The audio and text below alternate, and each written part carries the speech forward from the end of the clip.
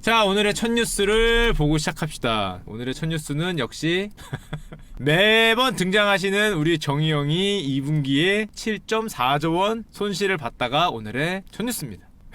소프트뱅크가 창사 38년 만에 최악의 성적표인데 손실도 화끈하게 보시죠. 2분기에만 7.4조 원이에요. 공격적인 벤처 투자로 글로벌 스타트업 시장을 주도한 일본 소프트뱅크가 2분기 불과 3개월입니다. 1년이 아니라 3개월에 7조 원의 손실을 입었어요. 신문에서 다 보셨죠? 왜 이렇게 큰 손실을 입었는지. 물론 대부분 우버, 위워크인데 결정적인 게 이거죠. 위워크가 어마어마한 손실을 봤는데 지금 이 소프트뱅크 손정희 아저씨 말은 이런 표현을 썼어요. 너덜너덜한 실적을 내 참담하다. 창업 이후 이처럼 큰 적자를 낸 게 처음이고 조만간 태풍과 폭우가 몰아닥칠 상황이다. 그래서 아주 참담한 마음을 표현을 하셨는데 위워크 실적이 얼마나 안 좋냐. 매출이 2조인데 손실이 2조가 넘어요.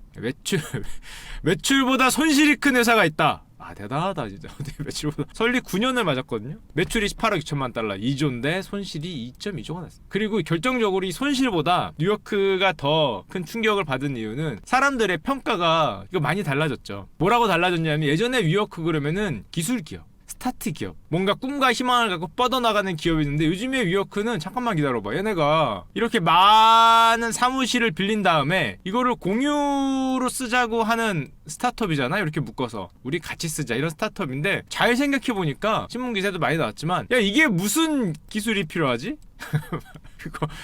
이 사무실 많이 모아갖고 이 공유 임대해주는 거 아니야. 이게 무슨 혁신적인 기술이 있을까? 이런 생각을 상장을 하려니까 문득 이 생각이 들면서 그러면은 이게 기술을 빼면은 결국에는 여러분들이 말씀하시듯이 이거 부동산 임대업 아니냐, 좀 크게 하는, 상당히 크게 하는 부동산 임대업 아니냐 이런 우려가 시장을 그대로 강타하면서 결정적으로 미국에 있는 위워크 창립자죠. 위워크 CEO가 자기 이제 입속만 차렸다 뭐 이런 말이 나오면서 실제로 위워크 주가가 그냥 상장도 못했죠. 완전히 아래로 박으면서 손정희 형이 7조 원의 손실을 났는데 위워크 실적을 보면 이렇습니다. 뭐 매출이 이렇게 늘긴 해요. 거의 쿠팡하고 비슷하죠. 18억 늘었고 이거 지금 반년이니까 아마 이렇게 되겠죠. 2019년 다 하면은 이게 지금 뭐 9월이나 10월 때까지 테니까 손실도 이만큼 날 겁니다. 손실과 매출이 둘 다 드라마틱하게 늘어나는 그런 모습을 보여주고 있어요. 자, 그러니까 이런 평가가 나오고 있죠. 방금 말씀드렸듯이 본질적으로 니들이 기술이 뭐가 있지? 본질적으로 부동산 임대업 아니냐. 위워크의 실패가 유니콘 시대가 끝났음을 알리는 것이다. 뭐 이런 굉장히 안 좋은 말들이 나오고 있는데 우리 우버도 정의 형이 왕창 투자한 우버도 이 분기에 손실이 얼마냐면 6조가 났습니다. 와, 잠깐만. 2년이 아니라 이 분기에 손실이 6조가 났어요. 이게 물론 일회성 비용이 있긴 한데 야 어떻게 한 분기에 손실을 6조를 내냐. 이게 4분기잖아 1년이. 4분기면은 뭐 1년에 20조도 깨질 수 있다는 뭐 이런 뭐 거의 미친 수준의 적자를 냈는데 물론 이게 일회성 비용이 들어가 있고 실제로 우버 실적을 보면은 와 기본적으로 한 분기에 1조 정도는 그냥 깨집니다. 1조 깨진 거죠. 8억 달러니까. 이것도 1조 깨졌고 3분기에도 1조 깨졌고 4분기에도 1조 깨졌고 여기는 한 1.2조 깨졌고 이번 2분기에는 화끈하게 한 5.5조 정도 깨졌네요. 6조 깨졌네 이거. 환율을 생각하면. 분기에 1조씩 날아가요. 그러니까 너무 크게 깨지는 거죠. 물론 아까도 말씀드렸죠. 일회성 비용이 있지만 너무 크게 깨지고 있기 때문에 지금 뭐 우버 주가는 이렇게 돼 있습니다. 테슬라하고는 반대로 테슬라는 이렇게 가다가 지금 이렇게 갔잖아요. 우버는 뭐 완전히 지금 지하실을 파고 있는 그런 상황이에요. 자, 게다가 요즘에 아시는 분은 아시겠지만 에어비앤비도 최근에 좋지 않아요. 물론 에어비앤비는 매년 돈은 버는 회사지만 1분기에는 한 3,600억 정도 손실이 나면서 이것도 물론 투자 금액이 들어가서 그런데 일단 분위기가 좋지 않고 그러다 보니까 기존에 얘들이 갖고 있었던 수익 구조 먼저 돈을 많이 쏟아부어서 점유율을 올린 다음에 그 다음에 수익으로 간다는 어떤 그런 수익 구조가 굉장히 흔들리면서 공유기업 자체가 흔들흔들하고 있어요. 그럼에도 불구하고 어떤 일이 있냐. 일단 손정희 형 말을 들어봐야죠. 정희 형 말도 들어봐야 될 것 같습니다. 정희 형 말은 새빨간 숫자 엄청난 적자라고 하지만 반성은 하고 있지만 위축되진 않는다. 투자 전략에 변화는 없다. 왜냐? 나는 7조를 깨졌지만 512조가 남아요. 아주 많이 남아있긴 하다. 7조가 깨졌지만 512조가 남아있기 때문에 아직 버틸 수 있다는 거죠. 이 펀드 전체 뭐 금액 같은 거를 더한 거겠지. 규모를 추구하는 손유라 그러는데 막대한 자금을 바탕으로 적자를 내면서도 시장을 장악하는 방식이 상당히 위태위태하긴 한데 어쨌건 나는 500조가 있어요. 뿌 하고 있는 거예요. 왜 500조가 있냐고 뭐 이런 거죠. 손정희 아저씨가 움직일 수 있는 총 투자 자산이 48조엔 512조랍니다. 512조. 알리바바 소프트뱅크 주식만 여기 한 300조, 보유 현금이 한 10조, 1호, 2호 합쳐서 100조니까 이거 합치면은 대충 512조 정도 움직이기 때문에 한 7조 정도는 뭐 이런 주식이 올라가는 와중에 이렇게 플럭추에이션이다. 뭐 이런 거. 여기서 여기가 7조라는 거죠. 여기서 여기가 7조. 이게 삭막하게 움직이는 펀드이기 때문에 그 정도는 꿋꿋이 참고 가겠다. 자, 그럼에도 불구하고 뉴요크 실패 단호해졌죠. 투자처를 구제하는 건 더 이상 없다. 투자처가 적자에 빠졌다고 이를 구제하는 일은 없을 것이다. 뭐 오늘 얘기랑은 조금 다른 얘기긴 한데 누가 조금 걱정이 되긴 합니다. 이거. 여러분들도 그런 생각 들죠? 잠깐만. 이분들 우린 좋았는데 우리는 할인 쿠폰 많이 발행해주고 빨리빨리 배송해줘서 지금까지는 상당히 땡스 베리 머치했는데 잠깐만, 이제 구제 기업의 투자 기준은 오직 잉여 현금 흐름입니다. 하지만 이 아저씨의 잉여 현금 흐름은 미래입니다. 저 머나먼 미래에 있는 잉여 현금 흐름을 보기 때문에 당장 눈앞에는 적자인 거를 봐주긴 하는데, 하여튼 어떻게 됐건 간에 현금 흐름을 가장 우선시하겠다. 이런 말을 하고 있고, 당연히 여러분들도 걱정하고 저도 걱정하는 3조 적자. 우리 3조 적자 쿠팡 형들도 약간 가슴이 콩닥콩닥하고 계시겠죠. 지금 현재까지는 뭐 쿠팡은 대대적으로 조직을 정비하고 올해는 적자 폭을 줄이는데 주력할 것이다. 올해는 쿠폰이 별로 안 나오겠는데. 일단 지금까지 3조 적자인데 일단 마이너스 폭을 좀 줄이느라고 가고 있습니다. 자, 그러면은 근데 이 얘기를 하기 전에 우리 손정희 형이 옛날 성공했던 투자가 어떤 식으로 성공했는지 한번 보여드릴게요. 자, 우리 손정희 형 하면은 진짜 큰 투자 성공이 2개가 있습니다. 물론 자기가 영위하고 있는 소프트뱅크가 초고속 인터넷망이나 통신이니까 그쪽도 잘 되긴 했는데, 손정희 형 하면은 1번과 2번이에요. 야후 투자와 알리바바 투자로 대박이 났잖아요. 이게 언제입니까? 여기고, 알리바바 투자가 언제예요? 여기에요. 기억나시죠? 손정희 형이 야후를 투자한 다음에 이렇게 주가가 올랐거든요. 여기서 기억나시는 분 나시겠지만 손정희 형이 빌 게이츠 형보다 부자가 됩니다. 기억나시죠? 요 꼭대기에서 여기 한 이틀 정도 빌 게이츠 형보다 부자였어요. 요 꼭대기에서. 그랬다가 다시 이렇게 그 제자리로 돌아오시는 그런 다이나믹 인생을 사셨는데, 여기에서 빌 게이츠 형보다 부자였어요. 야후를 투자했을 때. 요게 뭔지 아시죠? 요게 나스닥 지수잖아요. 요게 IT 버블입니다. 그때도 한번 말씀드렸죠. IT 버블이 왜 왔었는지. 우리가 요 1990년대 말에서 2000년대 초반에 사람들이 모두 다 옛날에 했던 거 다시 한번 말씀드리면은, 미래는 어디 있다? IT에 있다. IT 기술 기업들이 킹왕짱이 될 거다. 글로벌을 모두 잡아먹지 않을까? 이런 생각을 여기서 합니다. 사람들이 모두 다 들어가요. 그랬다가 이 위에서 깨닫죠. 뭘 깨달았다? 아직은 아니더라. 아직은 아니더라. 언제 왔어요? 여기 왔죠. 여기 온 거잖아요. 여기. 그때도 말씀드렸지만 15년 뒤였죠. 아직은 아니었지. 이때 언제 왔어요? 스마트폰이 나온 다음에 왔죠. 스마트폰이 2010년도 여기 잡스라는 천재가 스마트폰을 만들면서 이 시장이 엄청나게 커서 올라가는데 좀 빨랐죠. 이 산이 지금이 아니었다. 맞긴 맞았는데 진짜 정확하게 예측을 했는데, 이때 사람들도 똑똑하니까 앞으로 IT 시대가 올 거야. 모든 것이 이걸로 바뀌지 않을까? 초고속 인터넷과 컴퓨터와 닷컴이 모든 걸 해결할 거라고 생각했는데 그거는 조금 뒤에 일이었어요.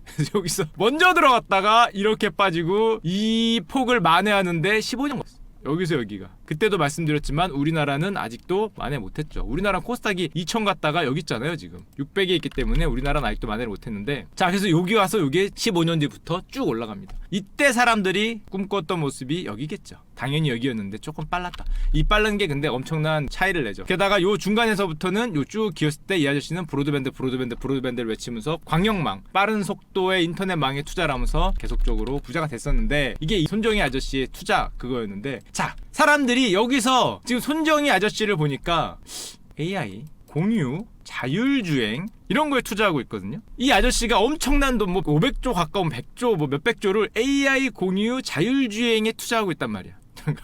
이게 잘 생각해보니까 이게 한 2, 3년 뒤에 오면 상관이 없는데, 만약에 15년 뒤에 15년 뒤우면은, 야, 잠깐만, 요게 다시 한번 오는 거 아닌가라는 걱정을 사람들이 하는 거죠. 이게 3에서 5년 뒤면 상관없는데 오긴 오는데 상당히 뒤오면은, 야, 이거 좀 그렇지 않냐라는 걱정을 하면서 이런 말들이 나오는 겁니다. 20년 전 IT 버블이 다시 오는 거 아니냐. 손정희 펀드 위기론이 다시 한번 이렇게 왔다가 이렇게 빠졌다가 10년 누워있다가 이렇게 올라가는 모습이 정말로 다시 가는 건가? 이 산이 맞긴 맞았는데 좀 빠른 건가? 이게 정말 비전 펀드발 테크 버블인가? 가격이 올라와 있는 게, 이거에 대해서 걱정을 하기 시작하고 있어요. 그러다 보니까 우리 정희 형도 그 눈치를 채고 이번에 새로 나온 비전 펀드 2호는 전략을 바꾸겠다.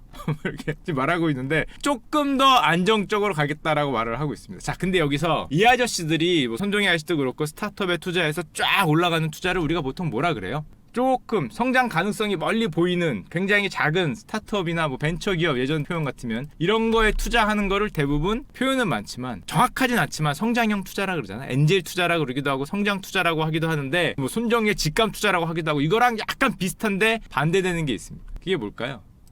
가치 투자를 굉장히 많이 들어보셨잖아요. 가치 투자가 뭐 어렵게 설명하면 한도 끝도 없는데 사실은 가치 투자는 간단합니다. 뭐냐면은 상대적으로 저평가돼 있어 낮은 가격에 거래되고 있는 거를 사는 거잖아요. 중요한 건 뭐예요? 낮은 가격에 거래되고 있는 거 이거 뭡니까? 무슨 말이에요? 싼 거죠, 싼 거. 쌀 때 사자. 쌀 때. 물론 상대적인 개념이긴 하지만 쌀 때 사자는 거잖아. 가격이 원래 여긴데 낮은 가격 싸야 산다는 거예요. 싸야 산다는 거. 버핏 형의 기본적인 마인드는 자기가 생각하는 기업 가치보다 낮은 가격에 있는 걸 사는 거. 저평가된 거. 그러니까 좀 저렴한 표현으로는 싼 거 사는 거예요. 싼 거. 좀 상대적인 표현이지만 싼 거 사는 건데 이 손정희 아저씨 같은 뭐 직감 투자, 성장 투자는 반대죠. 위험성은 높지만 큰 수익을 보고 간다. 이건 앞으로 지금 여기 있지만은 내 생각에는 여기야. 얘네 가치가. 그러니까 나는 이만큼을 주고 산다는 거야. 여기서 이거를 주고 살 수 있느냐, 요 네모난 녹색 점을 과연 빨간 거를 가치를 주고 살 수 있느냐. 버핏 형은 웬만하면은 이렇게 안 하죠. 손정희 아저씨는 이게 일로 갈 거니까 빨간 점을 주고 삽니다. 성장 투자라는 게 보통 이제 그런 전략인데, 자 그러면은 하나 투자를 예를 들어 볼게요. 똑같은 제안을 받았어요. 둘이 똑같은 제안. 예전에 어떤 제안을 받았냐면은 여기 보시면 나오지만 세계적인 차량 공유 서비스, 우버 있죠, 우버. 우버가 딱 등장하면서 둘한테 비슷한 제안이 갔습니다. 워런 버핏 형한테 제안이 갔고 저 뒤에 보시면 손정희 형한테 제안이 갔어요. 나한테 투자를 해라. 물론 선우는 조금 있어요. 그러니까 손정희 형은 우버 지분 20%를 55조에 냅다 삽니다. 와, 55조 대단하다. 20%를 55조에 냅다 사고 버핏 형은 한 3조쯤 사볼까 하고 물어보는데 너무 비싸. 너무 비싸니까 이것저것 야 뭐 우리 뭐 전환사채도 주고 좀 안전판도 주고 가격 좀 낮춰줘 협의하다가 결국에는 조건이 맞지 않아. 이게 무슨 소리예요? 다른 말로 이거잖아. 비싸서. 버핏 형은 이거 비싸서 안 샀고, 야 그거 안 돼. 이제 지금 니네 얼만데 그걸 달래. 야 이만큼 줘야지. 지금 장난쳐. 비싸. very expensive 하면서 비싸서 안 사고, 손주영은 50% 냅다 사는. 똑같은 걸 바라보는데 시선이 다른 거야. 자, 그리고 어떻게 됐냐? 우리 버핏 형은 그 다음에 지금 계속 투자의 계절이 지나가고 있는데 요즘에 투자를 안 하고 있어요. 투자를 자제한 채 현금 확보에 치중해서 지금 버크셔 해서웨이의 현금 보유량이 148조가 넘어요. 1년 전보다 200억 달러 이상 넘어가고 지금 뭐 대규모 인수합병을 하지를 않아요. 사람들이 형 뭐 좀 사. 남들 다 그러는데 지금 형도 지금 실적도 안 좋잖아. 작년에도 지금 4분기에 워낙 크니까 28조 원 손실이라고 하는데 물론 1년 전체라면 손실이 아니야. 작년 분기 손실도 좀 났고 이거 케찹이죠.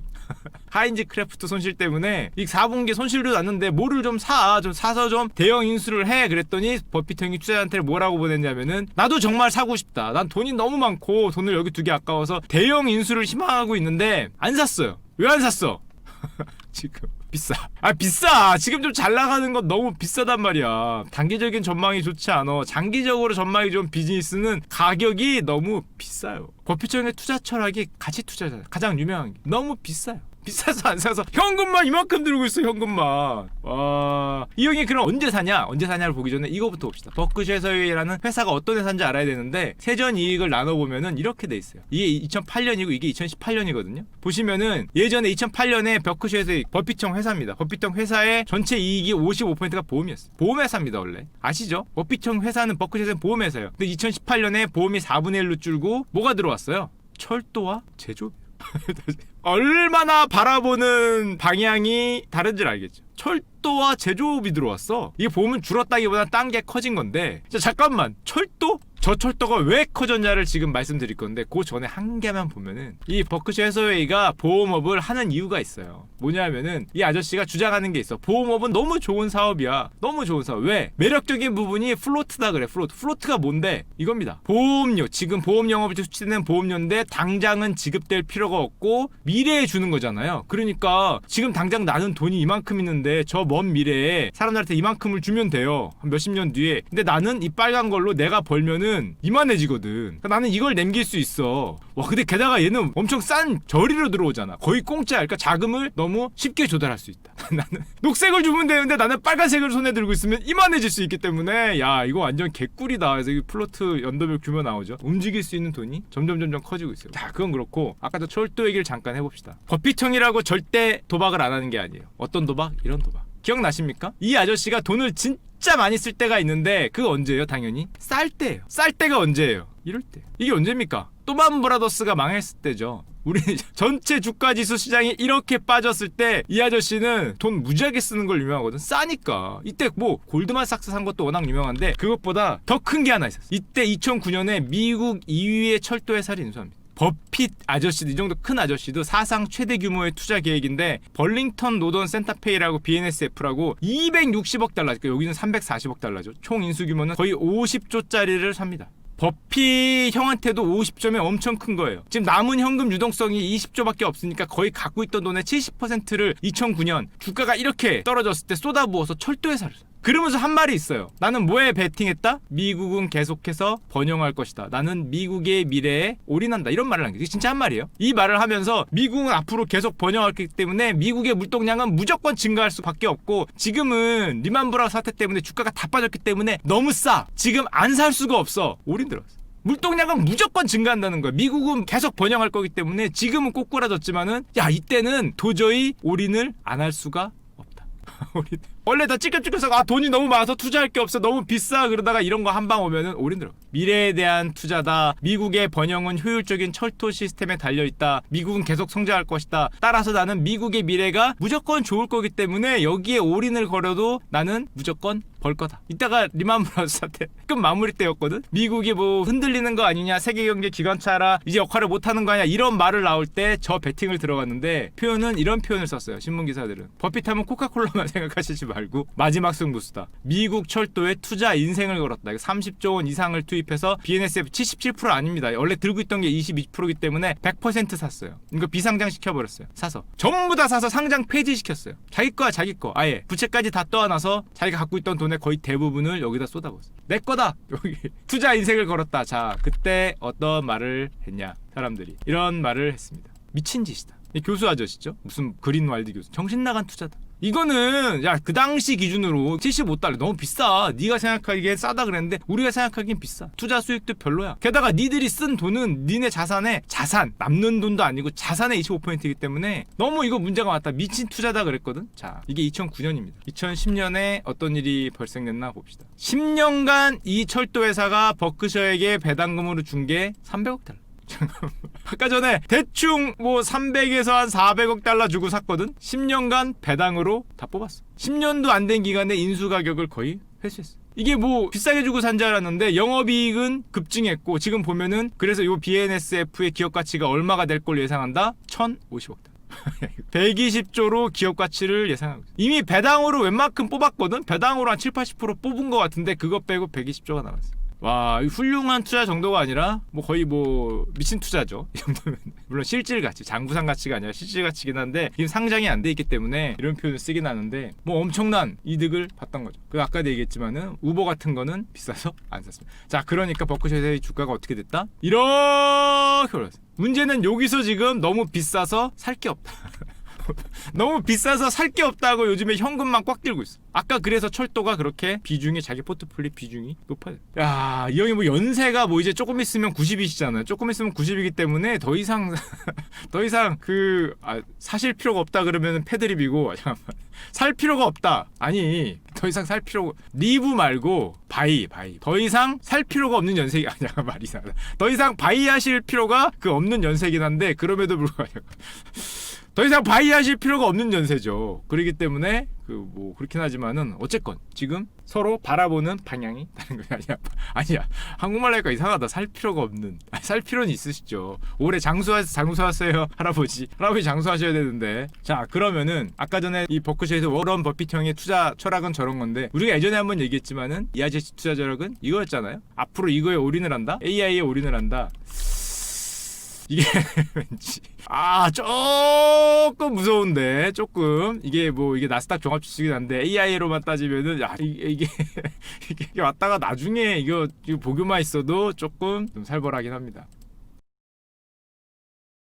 그러면은 AI가 요즘에 어떻게 나가고 있냐 잠깐 보여드려야겠죠. 요것도 최신 뉴스입니다. 우리 손정희 형의 미래를 보려면은 일단 AI를 봐야 되잖아. AI가 과연 이건지를 봐야 되는데, 알파고를 만든 딥마인드가 여러분 기억나세요? 스타크래프트로 붙었습니다. AI로. 여긴 사람. 사람과 AI가 이거 게임으로 붙으면 당연히 인공지능이 이거 이기지 않을까. 누가 생각해도 야 이게 상대가 될까? 이걸 뭐 하려고 붙이나 이런 생각을 하는데 생각보다는 그렇지 않아요. 조금 이따 보여드릴게요. 물론 결론적으로는 이겼죠. 당연히 이 알파스타라 그럽니다. 알파고가 아니라. 알파스타가 프로게이머에게 지금 뭐 10대 1로 이겼다. 그 다음에 뭐 스타크래프트 2 게임에서 뭐 그랜드마스터로 가서 완전히 초고수가 됐다. 이런 말들이 쭉쭉 나오는데 우리가 생각하기엔 너무 당연한 것 같잖아. 뭐 그런 당연한 거라고 생각을 하지만은 불과 얼마 전까지 그렇지 않았어요. 예를 들면 이런 거죠. 2017년만 해도 인간과 AI의 대결은 언제나 인간이 이겼어요. 이게 왜냐하면은 우리가 생각하듯이 저게 APM이라 그래서 손빠르기를 무한대로 두지 않아요. 조금 이따 보여드리겠지만은 뭐 APM 한 250 이 정도로 한도를 줍니다. 움직일 수 있는 게 정말로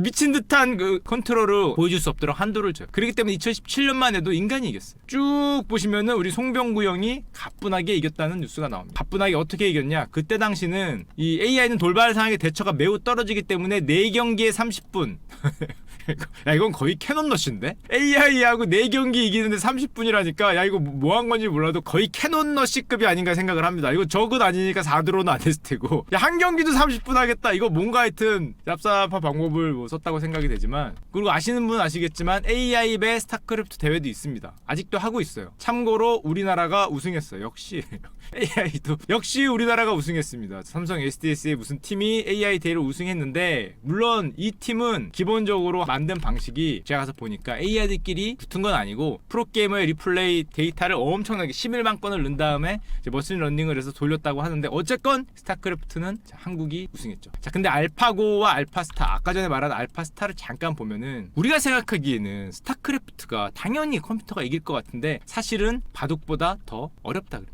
이기기가. 왜냐하면은 이런 이유가 있는 거예요. 제가 이거 어떤 분이 발표하는 거에서 따왔는데, 바둑은 모든 상황을 알고 알파고가 대처할 수 있어요. 근데 스타크래프트는 해보신 분 알겠지만 안개잖아. 안개에 빠져있어. 내 진영밖에 못 봐요. 상대가 뭘 하는지 모르는데 나는 결정을 해요. 이게 실시간 게임, 상대방 상황을 알지 못하는데 과연 인공지능이 결정을 할 수 있을까? 게다가 여기는 흰돌 검은돌인데 종족이 유닛이 수백 개니까 유닛 수백 개를 과연 어떤 식으로 판단을 해서 움직일까? 그러다 보니까 경우의 수가 이건 미쳤죠. 바둑도 10에 107승이면은 뭐 우주 원자의 수보다 많다 이런 표현을 쓰는데, 이거는 뭐 10에 1685승이면은 사실상 뭐 무한 돌리기 이런 거로는 답이 없는 숫자죠. 그러니까 요 스타크래프트를 이기는 게 생각보다 굉장히 의미가 있는 거였고 되게 한계를 많이 줬어요. 예를 들면 APM도 프로게이머는 678에서 390인데 알파스타 이 AI는 평균 APM을 300 아래로 지정을 해서 277 정도로 상대를 했다고 합니다. 야 프로게이머 APM이 678이 나와? 문어세요? 678은 뭐냐? 야 678은 양손으로 하나 게임을? 이거 300만 돼도 제가 알기에 엄청 높은 건데 평균 678이 나왔어? 아 대단하다. 게다가 알파스타에는 평균 반응 지연 속도도 인간하고 비슷하게 만들었기 때문에 그 누르고 움직이는 거는 인간하고 비슷한 속도로 움직일 수 있게 만들어놨어요. 이런 상태에서 게임을 했다는 거죠. 게다가 우리가 생각하기에 AI는 안개가 있지만 그 모든 맵을 안개를 제외하고는 한꺼번에 본다고 생각할 수 있기 때문에 그것도 막고자 어떻게 했냐면은 인간 시야하고 똑같이 카메라가 이렇게 여기 봤다가 여기 봤다가 여기 봤다가 이렇게 움직이게 해놨습니다. 물리적 제한을 이렇게 자 요런 인간하고 거의 비슷한 상황을 만들어주고 과연 판단력만으로 이길 수 있는가 이걸 했어요. 자 그래서 여러분들이 생각하기에는 이거죠. 제가 잠깐 보여드리겠습니다. 자 이게 뭐 하는 건지 아십니까?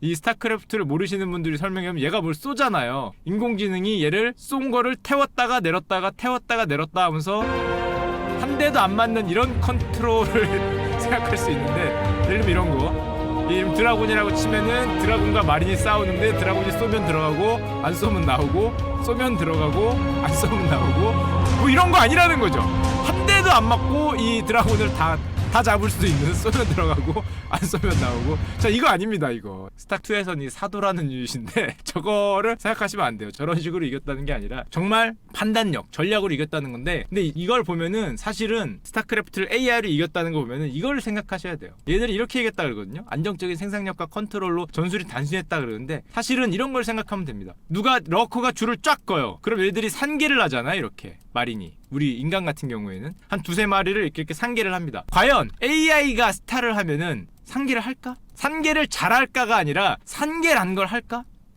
우리는 질럿 드래곤이 가면은 드래곤이 뒤에 있고 질럿이 앞으로 가서 무슨 뭐 러커를 피해주고 드래곤이 뒤에서 쏘는데 과연 그런 식으로 진격을 할까? 아니면 아예 상계를 안 하고 이렇게 안정적인 오망성을 그리면서 정말 그 기가 막히게 피할 수 있는 라인을 그리면서 들어갈까? 이 스타크래프트 AI는 알파스타이 같은 경우에는 프로게이머 인간이 한 리플레이를 넣은 게 아니라 자기들끼리 한 거거든요. 자기들끼리 싸운 거기 때문에 인간의 리플레이를 모른 상태에서 최선의 베스트한 선택을 하면은 과연 어떤 식으로 싸울까? 드랍십을 날릴까? 임요한이 최선이었습니까? 이건 배운 게 아니에요. 임요한의 리플레이를 넣은 게 아니라 자기들끼리 싸우면서 최적의 전술을 짜는 거거든. 그러면은 인간이 판단하지 못한, 인간이 지금까지는 정답이라고 생각한 게 드랍십이건 상계 컨트롤이건 뭐 질럿 드래곤이건 있었는데 과연 그걸 할까? 인간처럼 싸울까? 간보지 말고 빨리 말하라고요? 잠깐만.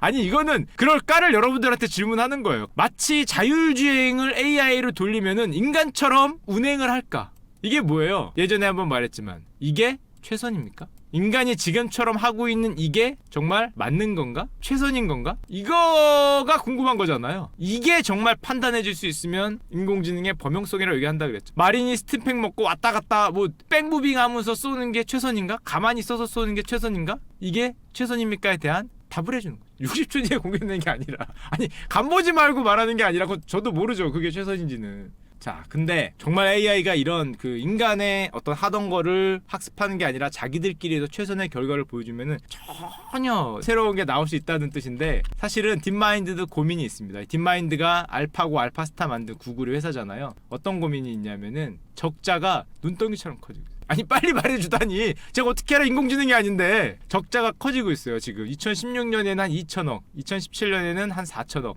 2018년에는 무려 거의 6천억, 7천억이 됐어요. 적자가 쭉쭉쭉쭉 올라가고. 그럼 과연 이 손실을 구글이 계속적으로 감당을 할 수 있느냐? 그런 면에서 이런 게 나오고 있습니다. 일단 인공지능이나 회의론을 몇 개 보여드릴게요. 첫 번째, 지금까지 인공지능이나 나온 거는 딥 강화 학습, 그때 보여드렸죠. 이렇게 방향 맞추는 거. 요 강화 학습이라는 거 하나에 모든 게 올인돼 있다. 이게 달걀 한 바구니인데 이게 만약에 별거 아니라고 결론이 나면은 AI 전체가 무너지는 게 아니냐. 뭐 요런 게 나옵니다. 이런 것도 있어요. 말은 많았는데 구체화된 게 없다. 궁극의 수준이 무엇을 가져올 수 있는가? AI에 대해서 뭐 물론 뭐 완전히 배제할 수는 없겠지만은 현재까지는 이 아저씨 되게 회의론자인데 딥마인드가 대단한 일을 하고 있지만은 마커스 교수라고 세상을 바꾸는 월드 체인저는 아닐 것이다. 그냥 단순히 분석 도구로 유용한 것과 광범위한 도구 사이에 어디쯤 있지 않을까? 이런 얘기를 하는 분도 있어요. 자, 그런 상황에서 한 2년 정도 전에 이런 분이 있었습니다. IBM 인공지능 왓슨이라고 있었어요. 우리나라는 길병원에 들어왔죠. 의료 인공지능입니다. 보면은 왓슨이라는 어떤 인공지능이 인간의 병, 특히 뭐 종양, 암에 관련해서 판단을 해주고 결과를 내준다. 왓슨이 들어왔다 해서 굉장히 이렇게 화제가 된 적이 있었어요. 한 2, 3년 전에. 요즘에 어떻게 됐냐? 최근에는 이거 거의 쫓겨났다고 합니다. 쫓겨났다고 하고 IBM이 왓슨 사업팀을 사실상 구조조정했는데 아직은 아니었던 거죠. 아직은 성급했고 이거 갖고 온 돈 많이 들였는데 아직은 무르익지 않았었죠. 아무래도 가장 결정적인 이유는 의사와 의견이 일치하지 않았다. 의사는 얘 아픈 거 같은데 아니라 그러고, 아닌 거 같은데 아픈 거 그러고, 이런 게 너무 일치하지 않은 게 많았기 때문에 사실상 왓슨은 지금 뭐 퇴출됐는데, 왓슨이 퇴출이 되면서 바통을 이어받은 게 얘네입니다. 딥마인드. 너무 적자가 난다 그러니까 이제 돈 되는 거에 뛰어들고 있어요. 너의 적자 지금 5천억, 6천억, 7천억씩 나는데 매년 더블이 되고 있거든요. 내년에 1조 적자냐. 이렇게 되면 감당할 수 없을 수 있다 그러니까 뛰어들고 있습니다. 보시면은 AI 안과에 뛰어들었어요. 이제 눈 안구를 갖다 찍으면은 30초 만에 어떤 질환인지 나온다고 합니다. 뭐 그거만 뛰어들었냐? 뛰어드는 건 뭐 엄청나게 많습니다. 얘네 뭐 다 보여줄 수도 없는데 지금 돈 못 번다 그러니까 알파 폴드라고 단백질을 형태를 예측해서 한마디로 신약 만드는데 단백질 형태를 예측하는 걸 하겠다. 신약에 도전한다기보다는 신약을 만드는 중간에 한 단계, 그 한 단계를 AI가 돌려주는 걸 하겠다. 그거 말고도 와, 시보 많이도 한다. 뭐 자율주행은 당연하고 퀘이크3도 했네. 퀘이크3로 인간하고 협동을 할 수 있는가? AI하고 5대5 이런 거죠. 롤 같은 거죠. 롤 같은 거에 한 명이나 두 명이 AI로 껴서 게임이 잘 되는가? 잘 되더라. AI로 인간의 병을 예측할 수 있는가? 90%가 되더라. 뭐 추억이죠. 척이 아니라 추억을 재생할 수 있는가? 되더라. 이런 식으로 실제로 지금 의욕을 불식시키려고, 니들이 돈을 못 버는 게 아니라는 의욕을 불식시키려고 굉장히 노력을 많이 하고 있어요. 자, 이런데 손정희 형이 지금 목숨이 상당히 많이 달려있죠.